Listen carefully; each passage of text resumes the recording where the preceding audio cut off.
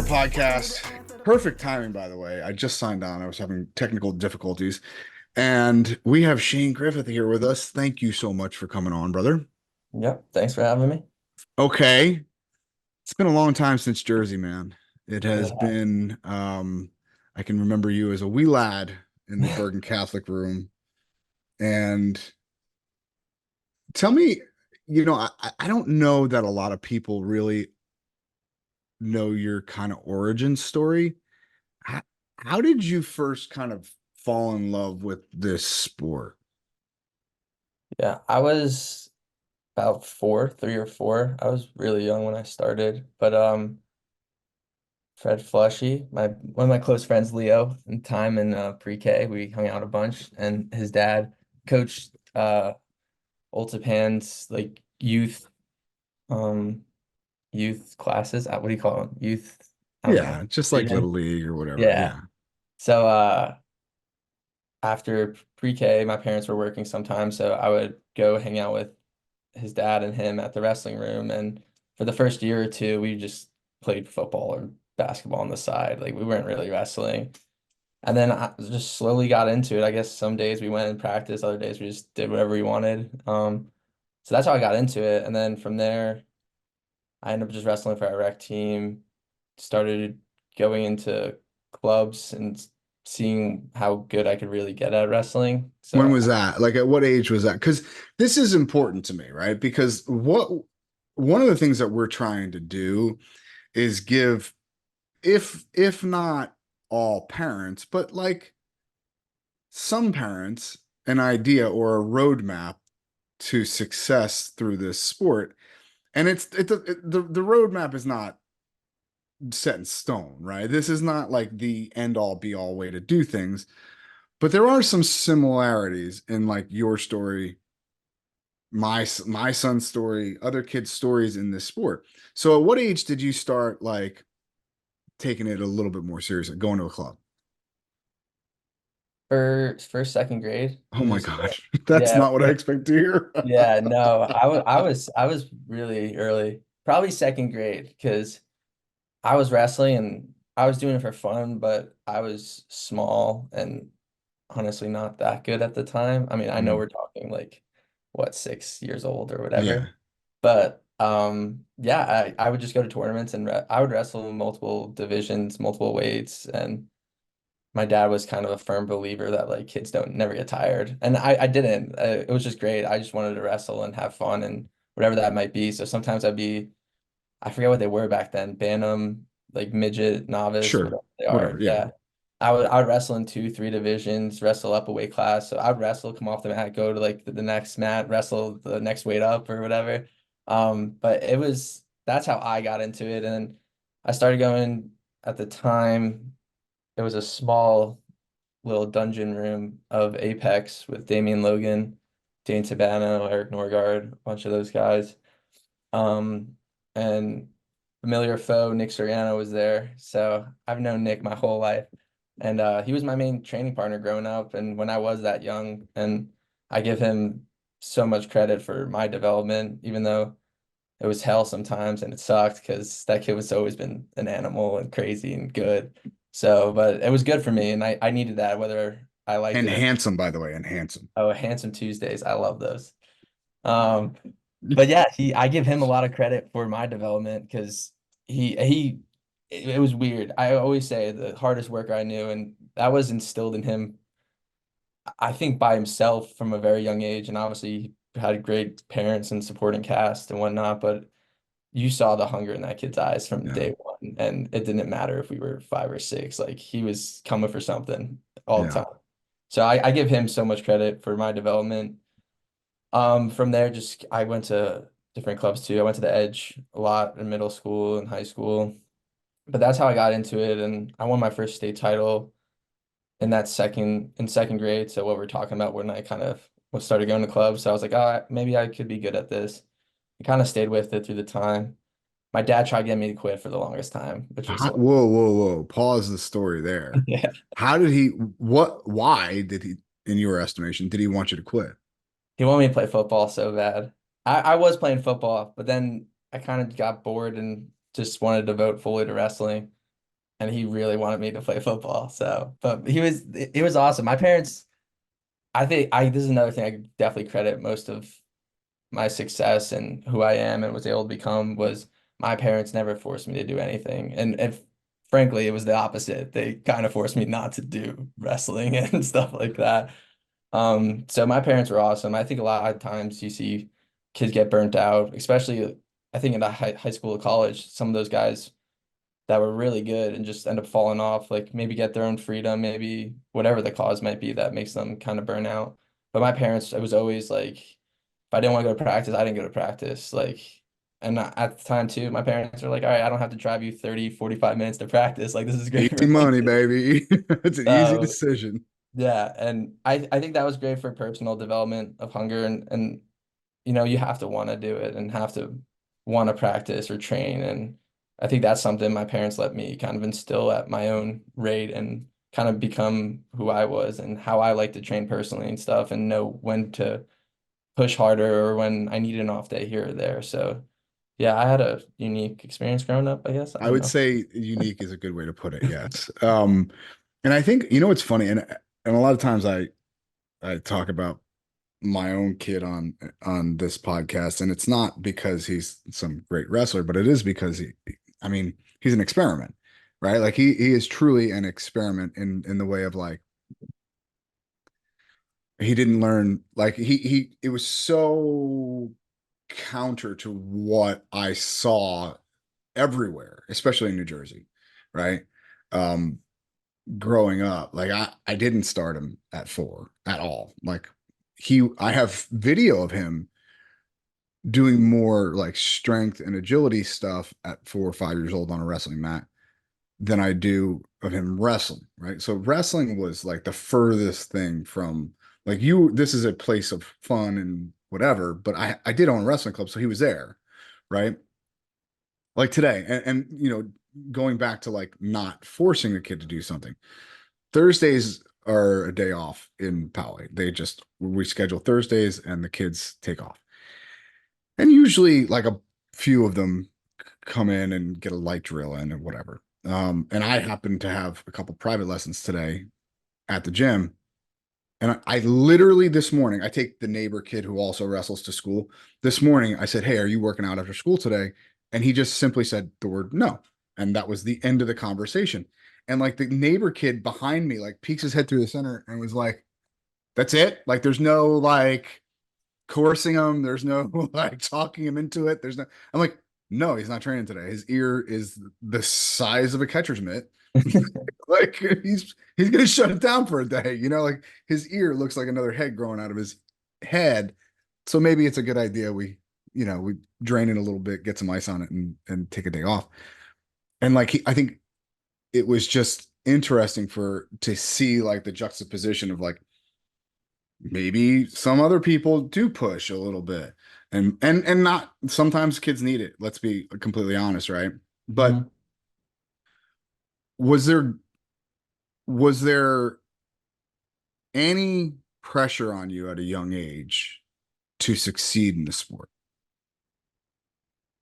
I would just say pressure from myself. Like anything I do, I want to be the best in it. And I don't care if it's playing knockout or kickball outside. I want to be the best I could be at it. So for me, it was wanting to develop and succeed in something that I was devoting a lot of time to from a very young age. And I was fortunate enough to see this success. And I talked about in another interview. I think it sucks when you see those people. I was talking to my dad about this the other day too. Just those people that really put in a lot of time and effort, but can't make that jump. I think that's tough. So for me, it was being able to get rewarded was one thing, and then just making sure doing the right things and not having that pressure, or at least alleviating it a little bit that I wouldn't have to stress so much when I do compete. Was there any negative or adverse effects of double, triple bracketing as a young kid? Was there any adverse effects of like going to a club since you were 6?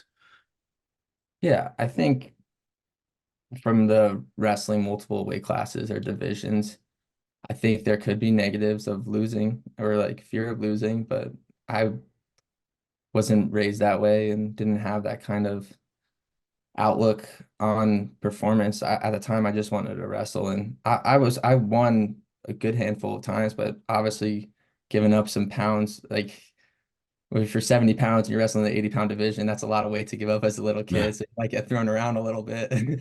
But it was good. And I always trained with older people as well. I mean, that was another weird moment for me because when I was in high school, most of the people I trained with were like 2 years older than me. So by the time I was a junior, it felt like everyone left. And I guess that's like a sad moment of it, but it was awesome. I think that helped me with maturity wise and surrounded by individuals that were older, going through stuff that I eventually would go through. And look at, I'll go back to Nick Soriano, looking at him, training with him from a very young age, watching him go to high school and succeed at that level when we were both succeeding in the youth level.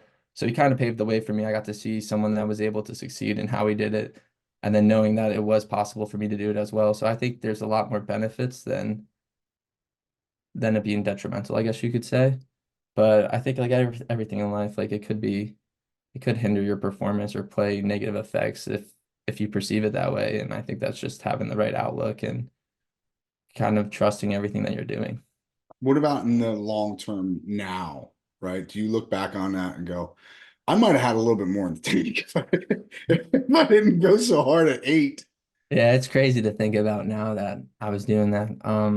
I don't think long term it did anything. I think in the moment there was definitely times where I was burnt out, but then again, that goes back to my parents not forcing me to do anything because if I wanted to take a couple months off from competing or taking it easy on training, like they always let me. They always kind of weird to say they trusted me since I was a little kid, so it's weird to trust a fifth grader, but I think that's what formulated our relationship to be so strong. And Mm. I always relied on my parents, and yeah, I think just really leaving it up to the kid to a certain extent. And like you're saying too, there is lines where kids do need to be pushed, and I think Mm.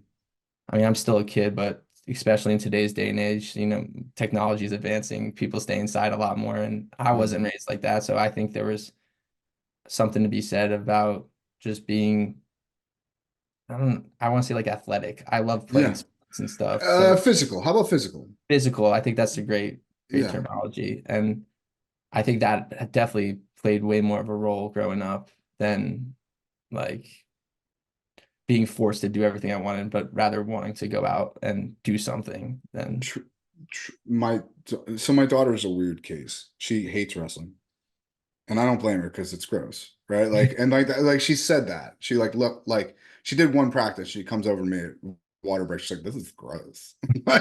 That's a fair point, you know. Like she's like, "That boy's sweat right in my mouth." I'm like, okay, fine. I don't know what to tell you. Um, but her friends are wrestlers. Her brothers, her family. She's just entrenched in it. Like she is literally eyeballs deep in it. And one of the things that I love is that like, yeah, there's a lot of pull to go to the TikTok, lay in bed, don't get any sun on you. There's a lot of pull to that. But a lot of the girls on the wrestling team here are showing her that like, oh no, we work out. And if you're gonna hang out, like you're gonna skip rope and you're going to lift, like you're gonna back squat today. And my daughter's like, what? You know, like, yeah, no, we're back squatting today. And that's just the way it is. And I think there's a lot of kids that don't have that outside pressure at all to at least be physical, right? Like I'm not saying not everyone can wrestle. I get that. I think everyone should at a certain point in their life, but I don't think everyone's going to because it's really hard. What would you say to a parent that is pushing, that you see them pushing, but maybe they're pushing a little bit too much? Yeah, I think I would acknowledge the push and like the will.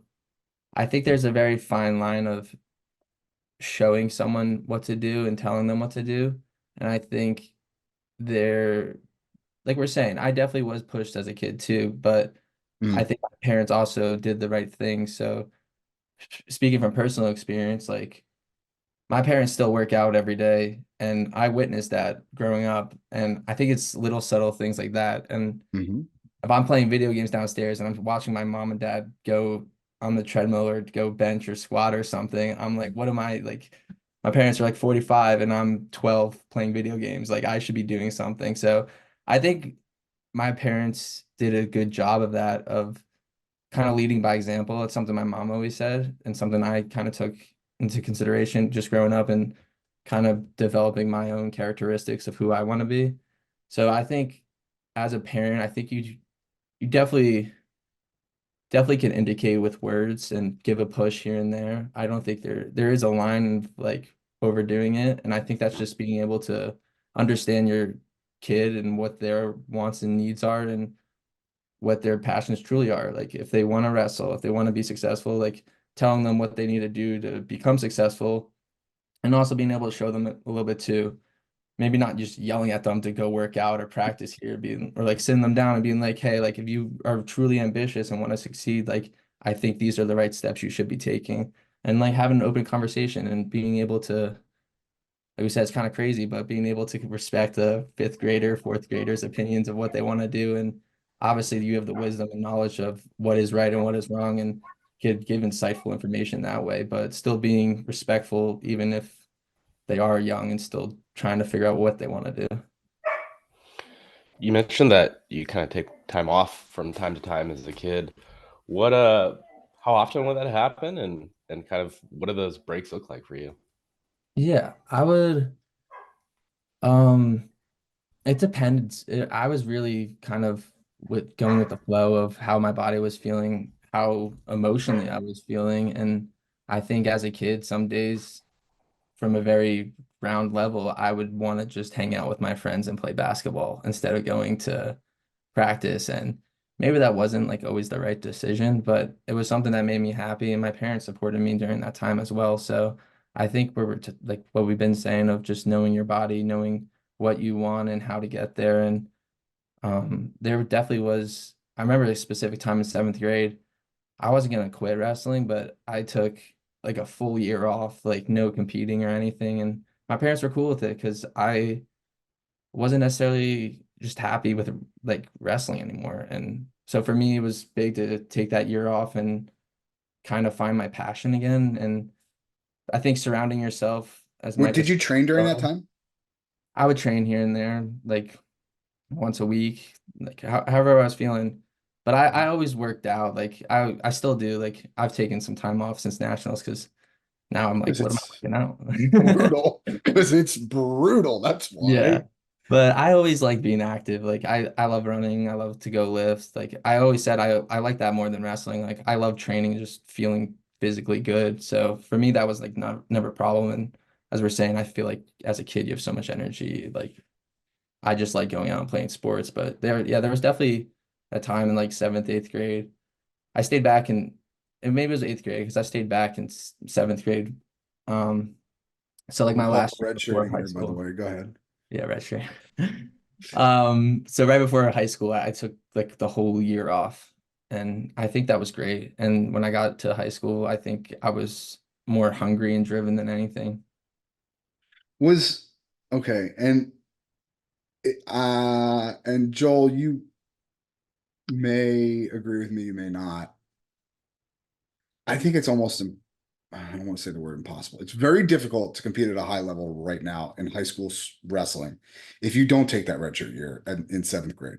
It's, I mean, uh, maybe a little less prevalent when you were coming up, but now it's par for the course.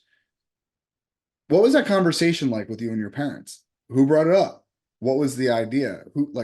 Whose idea was it? And what was the decision-making process like? Because something tells me that there's a lot of dads, like I know one of them in Jersey right now, who is having a very difficult time convincing his wife that his 92-pound son, who is an eighth grader, should stay back when all accounts that I've ever had have been positive in that regard. Yeah, I think it's definitely harder for the kid to understand of like the returns that could eventually pay out, because I'm not gonna say it works for everyone. I think in New Jersey, I don't think it was as popular, but it was definitely something a lot of people were doing. And Mm. I was small too. I was 85 in seventh grade. Right. I was supposed to be big, but it just wasn't, wasn't kicking, so I didn't know what to do. So we knew some people that were doing it, and I had friends that didn't wrestle and were staying back for football or lacrosse or hockey, whatever it was. I knew a lot of people that were doing it at the time, and some people went the homeschool route. My parents wanted me to still. I like to consider myself a sociable person, so they still wanted me to be around people and I don't know, be normal, I guess you could say. I don't not Yeah, not that no, anything's wrong with there's homeschooling, you know? there is a we know everyone I think knows exactly what you mean, and I don't think anyone's Yeah. offended by it. Yeah, Yeah, I don't. no Honestly, one should. I wish I homeschooled. Looking back on it, it would have been way more fun. But yeah, I was small. I was 85 pounds, and then when I stayed back in seventh grade, I got to like 105, and then I was 125, then 145, and then I just kept going 20 pounds ever since. So, but it was a good year for me to develop, and I think that plays into my eighth grade year of I really kind of mellowed down on the competitive side of things and the training side of wrestling. I took it easy that year, and I think that really gave me kind of a breather to, like we were saying, kind of figure out what I wanted to do and how I was going to get there and what school that would be at, because we had a bunch of private schools by us, and I went to Bergen eventually. But I think it was just figuring all that stuff out and what the best path for me personally was going to do. And I fully think it's the best option to do. I think you'll see a lot more in this next generation of like if I have kids eventually, I think I would start them late so they won't have to. That seems to be the like people are getting ahead of the eight ball now and just Yeah, not even starting them in kindergarten until whatever that next year would be. That makes yeah. sense. No, I think it makes sense, especially if a young birthday too. I mean, I think the hardest thing is for a kid to be like, I have to leave my friend or go back to like another grade and do that all over again. I never really thought of it like that. It was like I had a bunch of friends that were doing it, and my parents asked if I wanted to do it. And at the time, I really was like, yeah, I don't see a problem with that. And so it was like a new start. I felt like I was just jumping schools because my middle school, I had to transfer to like our public school when you get to middle school. And then I had to go to a private school when I stayed back. And then I went to Bergen. So I went to another school. I was just jumping around everywhere. I didn't mind it Yeah. though. I'm like I said, I think I'm a social person. I met great people and was able to fit in with the environment wherever I was. Dude, it's there's never been an instant. There's not been one instance. I've been doing this for longer than you've been alive, literally. And there's not been one instance of a dad who has regret or kid or athlete who has regretted it. Now, on the other end of the spectrum, I can't tell you how many dads are my age or older that have said, man, I really would, or athletes, man, my parents really should have held me back in eighth grade or seventh grade or whatever it is. And when you look at that type of like the body of data that I have over the last literally, and I'm not exaggerating, 35 years of coaching, it's a no-brainer, man. It's a no-brainer. Um, but that kind of brings me to my next thought. So the idea then was hold you back in seventh grade because of size, number one, but also like maturity. But what now you're looking towards high school, what does the decision-making process look like when you choose a school like Bergen Catholic? Because you had choices of more than one, I'd assume probably a handful of high schools that you could have went to. Yeah, I was where I was located in Westwood. I fit perfectly between like Don Bosco, St. Joe's, and Bergen. So I had like the trifecta of the three private schools I could choose from. And then I was also thinking about maybe going to like Wyoming Seminary or Blair, but that was another jump. I just wasn't ready for that personally. I still want to be with my family and close to home. Um, but yeah, then I was just looking at the people I kind of knew growing up. I mean, Bergen was on the rise at the time in that area before we went on that kind of crazy run we had. Like Johnny Sebastian, JP Ascalise, a bunch of those guys. And then obviously we talk about like Nick Soriano, Kevin Mulligan, Joe Grello, like all these guys were like those friends I had that were 2 years older than me. So watching them go there and watching them become successful and love their experience there, I kind of thought it was a no-brainer for me personally, specifically in like wrestling development. I didn't know anyone going to Bergen besides Carmen Ferrante, who I somewhat knew just from wrestling at tournaments and stuff growing up. So it was another brand new start besides some of the guys on the wrestling team, you say, and it was great. I would do it all over again. This was like the best 4 years of my life, which is crazy because I went to college too, but college was awesome too. But those guys, I still have close friends from that school beyond wrestling that just normal dudes that I still keep in touch with. So definitely paid out wrestling wise, social wise, and just education wise to like pave the path for me to eventually attend Stanford and then come to Michigan. You have a unique perspective in a lot of different ways when it comes to college recruitment. But tell me about what boxes you needed checked as a high school athlete in making your college decision. Yeah.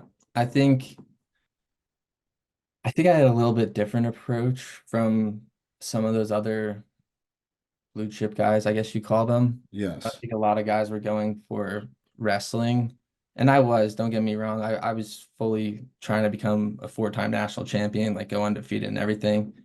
But my parents kind of brought up the aspect of getting a good education, and I think it was about like having opportunities that you wouldn't normally have. Like I would never get into Stanford just on my own. Like I'm not dumb, but I ain't that smart. So I think it was about taking advantage of the opportunities that wrestling kind of paid for me. And so I looked at a lot of the Ivies. I looked at Michigan, talked to like Northwestern, and then I talked to Stanford. And at the time, Pat Glory was looking at Stanford, and I've always been pretty good friends with him. So he talked to the coaches for me, and then I ended up taking a visit with him, and we both kind of loved it, and things panned out. But I'm drifting away from your question. So I think the main No, thing, that giving that type of insight is really, really important. Like I don't think you realize how much you're actually answering the question. Like, okay, I have a friend that was being recruited. That friend mentioned to the coach that I might be interested as well. That coach then reaches out to me. That is not an uncommon story, Jordan Burroughs, James Green. Like literally, like that conversation we've had a gazillion times. So please go ahead. Like that, it's not a tangent at all. yeah, no, that was kind of just like the point of it was I really wasn't even looking at Stanford too much until Pat mentioned it to me and said like I was kind of fit the description of getting great education, still being on a good wrestling team, going like to Division 1, a program that would be able to help my aspirations, and obviously beautiful weather. I mean, you're out there now, so you know how it is. Um, it was just it's just a happy place. And then when I got there on campus, it was just like, this place is awesome, and weather is always great. People are always nice. I knew some guys on the team again. I think that's like a common pattern I've been having in my life. Requeer and like Jake Barry, some guys who I knew from New Jersey growing up. So it was just another transition for me where I knew some guys on the wrestling team, but it was a brand new start. And then obviously we got Real Woods to come, who's panned out to be, how he is. So he's great. And I think things were looking up. The team was doing solid. They were like 10 to 15 in the country at the time. And then we had me coming in, Real coming in, Jaden Abbas eventually coming in. So I think things were looking up. And I thought that was another cool approach, not necessarily joining a Goliath of a team and going to a Penn State or Iowa, but rather kind of developing something with a group of guys that I thought we could do something special with. And you certainly did. Now that you've wrestled a Big Ten schedule and you've wrestled at Stanford at a Pac-12 schedule, coming out of high school, was the idea of like, man, I don't know if I want to be in that meat grinder of a of a Big Ten schedule. Was that a thought process? Yeah, I think it definitely was not necessarily straight to the point of like I don't want to be in a Big Ten wrestling schedule, but more of a what schools kind of fit my vibe and who I am as a person. And I like I'm a pretty nonchalant person. Like I'm not hardcore go, go, go. And I think that was just another kind of puzzle piece in the puzzle with Stanford and having that opportunity to be somewhere and with a program that kind of engulfs who I am as a person rather than like that Big Ten kind of grind mentality. I think that was just another piece of the puzzle of why I thought it would be better to go out west to the Pac-12 than to wrestle in the Big Ten. How would you explain West Coast wrestling or playing in California versus wrestling on the East Coast? I think I look at not necessarily the wrestling, but kind of your environment and how it kind of rubs off on you. And the one thing I always said was, I'm going to practice. I think wrestling's always been kind of engulfed in this winter sport, snow, in the gym, like dungeon. And now I'm going to practice and it's 75 degrees out in the middle of January. I'm wearing flip-flops, like sunglasses, going into practice. I'm coming out of practice. It's sunny again. Like the weather's nice, going to get a food outside with my friends. And I think just having that environment of upbeat in like a happiness way of the aura of like, I don't want to get like spiritual, but like it's just the very nice place. It's a beautiful place to hang out and That affects you. it For affects sure it your affects you. emotions for sure. And I think that's something that kind of fit me of, hey, wrestling something, but being in an environment that I'm going to be genuinely happy every day is even better. Dude, I it's difficult to explain to people what natural light in a wrestling room does. Like it's like that's something I didn't grow up with. Like Yeah. I remember going to school, going to high school, and it was dark out. And then leaving practice and it was dark out. Yeah. Right? These Hmm. kids in Poway, dude, and I'm gonna call out Laird Root right now. Okay. Laird Root takes his shirt off in between classes. It's ridiculous. Now, first of all, I get it. He looks like a superhero, whatever.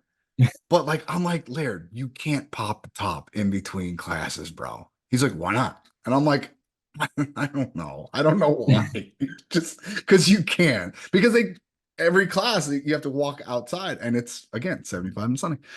So, but that to your point, there is something that happens when you actually have sunlight on you at all times. Like there is I can remember dreading like the drive home when I was coming out of practice in Jersey. Like I just dreading it because like the car's freezing. It takes a half an hour to warm it up. It's just brutal, brutal. And again, like these are not the biggest deals in the world, but it certainly affects you, right? So Hmm. how was it then going back to Michigan and the oh so cold weather, even colder probably? What was that like? Yeah, brought me back to the good old days. So, Mm. um, I think coming in, I obviously like you're saying it's not a huge thing, but it is like one of the little things, and it's definitely a noticeable difference. But for me, I kind of embraced it again, and being my last year wrestling, I was like, it's kind of I don't know, it's kind of like beauty in the darkness kind of thing, where it's Mm, like, all right, I'm gonna embrace the wrestling and like kind of the grind, the suck of like being gloomy, being dark, being cold, going in, grinding, coming out, and then kind of keeping my head down. And I kind of I kind of loved it. It was nice. I mean, I'm a Jersey boy at heart, so mm. Michigan's a little bit colder, but it was still it kind of engulfed wrestling and what wrestling's always been from that grind standpoint of what you're talking about and going to school in high school. Going to school, it's dark. Going to practice, coming out, it's dark and it's cold. And going in the car, like everything you're saying is just spot on. I would go to the car, it's freezing. And by the time it warms up, I'm pulling in my driveway. So it's like But it's like the little things like that too are just awesome and great memories I have from wrestling. And I think the exterior stuff of that kind of Almost make, adds to it, right? Like yeah. it gives us, well, shit, it gives us something to talk about on a podcast, right? Two things. Speaking Oh, go ahead. I'm sorry. speaking of beauty in the darkness, have you seen the new renders for Iowa's wrestling room? Yeah. It's I just have a not. dude, it's just a giant monstrosity with absolutely no windows. Does that make sense? Does that make sense to everyone? Does that check out? Yeah. Yeah. Yeah, that tracks. Yeah, I could see that. Okay. What are the top two things you learned while you've been at Michigan?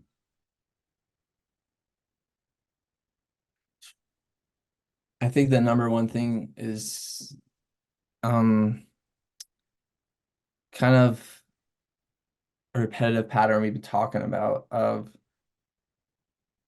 knowing what you want and do you truly love what you're doing. And I think you could break that down even further and saying if you do love what you're doing, how can you get the most out of it? And if you don't, how could you get through it? And I think that's a big part of wrestling because there are times where it does suck. And I don't think anyone truly loves wrestling all the time. And Yeah. I'm gonna call BS if they say they do. Yeah. There's dark days where you're in that room and you're grinding and I'm sitting there and I'm like, what am I doing right now? Like, why am I here? Why am I doing?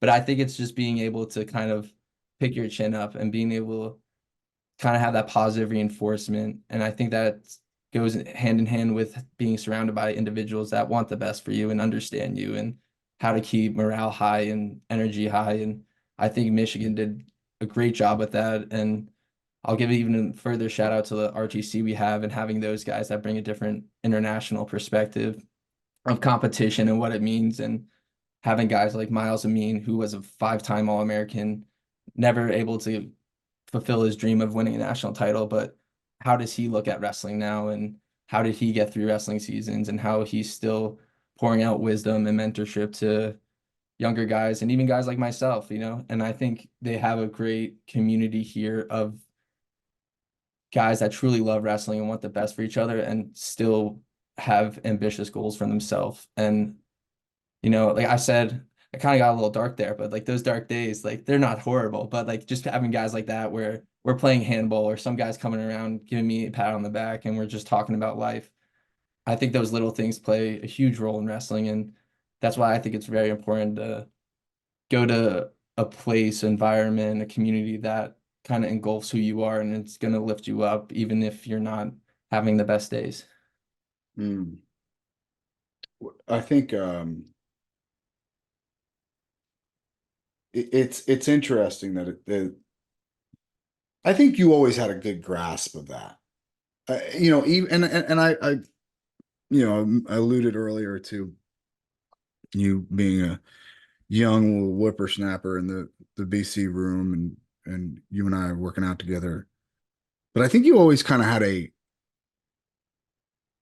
good grasp of like there's a love-hate with this sport. And if you don't acknowledge it, you're full of shit. Like let's be honest, right? Like there are a lot of things that do kind of suck about this sport. Um, what was the inner dialogue like to to get through, excuse me, to get through some of those darker days or even just darker moments? Doesn't have to be a full day, but like sometimes, like, dude, I remember being in college and getting ridden for what felt like 90 minutes. Like there was like, and I'm like, what am I doing here? Like this is nonsense. What was the inner dialogue like to kind of get you back in a positive frame of mind? Yeah, I think in the moment a lot, it's about thinking of long-term goals of where you want to be and knowing it's not going to be all like sunshine and rainbows, then you're going to have those dark times. And kind of we were talking about going back to Michigan of kind of embracing the suck or the cold weather, whatever it might be in that moment. But just knowing that's just kind of a stepping stone to where you want to be eventually.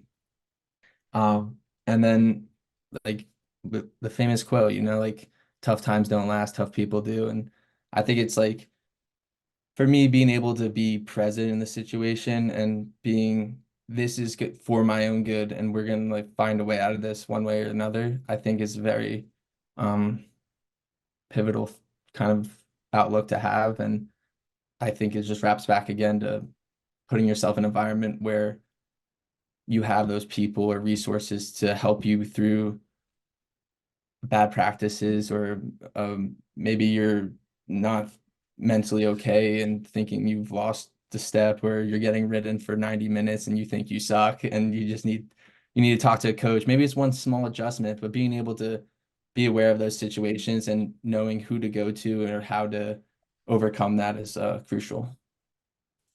Okay. We're running out of time. Well, I just got to know, because one of my favorite wrap up interviews of all time is Shane Griffith a couple years ago when you're still wearing Stanford singlet coat. And they're like, well, what's next? They're like, not wrestling. Not wrestling.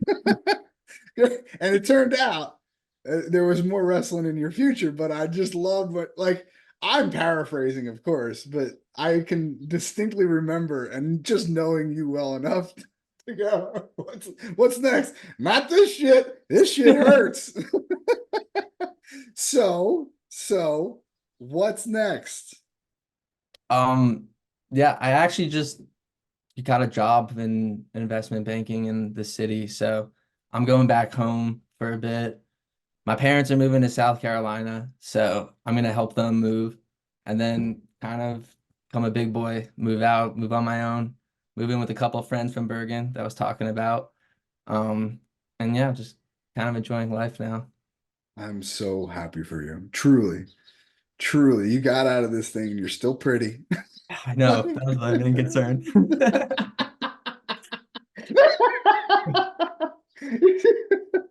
Still pretty. You're fine. Not all of us get out like that, because I you know. see some of these cats, man, especially after 5 Big Ten seasons. Oh boy. Oh boy. It was crazy. I don't know how some of the guys did it. I give them so much Dude, respect. Miles Amin was a good looking kid coming out of high school. He's got cauliflower head now, dude. Oh yeah, I've got to tell him. I gotta tell him. I'm gonna Please run over tell to his house. Miles I said hello, and that he needs cosmetic surgery on those eyebrows now. It's wild. I'll let him know. I love that dude to death. All right, we got some quick questions for you before you go. Don't think, just fire out an answer. Ready? Best wrestling shoe of all time. Nike freaks. Really? Oh, I felt like they were plastic. No, I love them. Okay, fair enough. If you had a magic wand and you could change one thing about the sport of wrestling tomorrow, what would that one thing be? No cutting weight. Yes. Now we're talking. Nobody cuts weight. How do you do it though? Like there is like, so I know that that's like a pie in the sky magic wand question, but I think that there are ways to do it. Like I think the best way I've thought about this, talked with a lot of people, okay. talked to a lot of experts in the field. I think the best way to do it is scale mat side, step on scale and sing on it, walk on mat. It And takes 2 seconds too. It won't slow anything down. I don't know why we can't. Like Yeah. it's a simple fix. Because some It's a guys simple you'll still be able to cut weight, but you're definitely gonna have to. good luck. Yeah. You can if you want Yeah. to, but no. Okay, perfect. And you know what? I'll be honest with you. I think it's very doable at a youth level. Like that should be the staple. That should be the mainstay at a youth level. Like Yeah. you want to do 2 hour weigh-ins before the NCAA tournament, fine, whatever, that's fine. But it's definitely should be a mainstay at the youth level. Okay. Rules are only 4, and they have to be American. Who is on your Mount Rushmore of wrestling? Mount Rushmore. Wow. Okay. I'm going Kale. Okay. I'm going Burrows. Mm-hmm. I'm gonna go. I guess I'll go Gable. Mm-hmm. Last one. I want to throw something interesting for the last one. I can't think right now. But go ahead. Sorry. No, I gotta. You told me not to think, but I need it. I want to think about this. That's all right. Ernie Monaco. Yes. Yes. Oh, that's great. We got to get Ernie on this podcast. I don't think we've not had him on, have we, Joel? Oh, that's a definite. And Buxton too. But Buxton's up there, yeah. But Buxton's funny because like he is surly. He like Monaco can church it up a little bit. Buck is just surly all the time. All right, I love that one. That's great. All right. Any way that people want to get a hold of you, especially as an investment banker now, tell them how to get a hold of you right now. Here's my phone number. No, don't do that. Don't do that. Don't do that. Don't do that. Don't do that. Got you. My Instagram, Shane Okay. Griffith 7. I think that's probably the best way. You did get me some bitch. I was like, no. Shane, you're the best. I appreciate you. I wish you all the luck in the world, man. Thank you. Thank you. I appreciate it. All right, man. I'll talk to you soon. Sounds good. See you guys. Welcome to the Athletor Podcast. What do you want to know with the top guest? Mike now with the project. What you want to know, man? What you want to know? Welcome to the Athletor Podcast. What do you want to know with the top guest? Mike now with the project. What you want to know, man? Welcome to the show.